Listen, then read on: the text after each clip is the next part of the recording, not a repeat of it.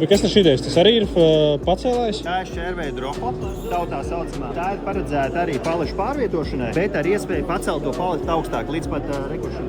Šis konkrētais modelis ceļā 80 cm. Šī gan ir manuālā, mums ir arī elektriskā, neko es tev parādīšu. Tā ir kā parasta dropla, bet tu viņu vari pacelt krietni augstāk. Pieņemsim, tu piebrauc klāt pie kaut kāda plaukta, lai tev būtu mazāk jālokās, lai nebūtu jāmaina tā mugure, tad reku tev ir opcija pacelt paleti augstāk. Tagad šis ir manuālais, šis ir tāds ilgāks laiks.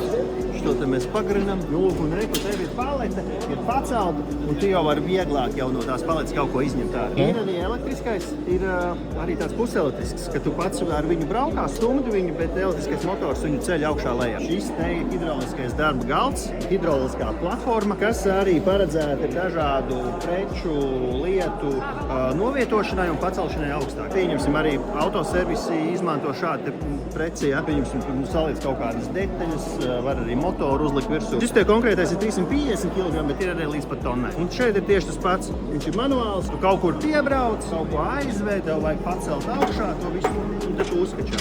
Ideāli, piemēram, ja tev motoru kaut kā tur jāatcelā, vai, piemēram, ļoti daudz izmanto kvadricikliem, piemēram, nezinu, tu jāremontē mājās tur savam vajadzībām kvadriciklus, uzliec virsū, super, ļoti daudz izvēlās. Mums viņi daudz dažādu variantu ir 350, 500 un pat tonīgais.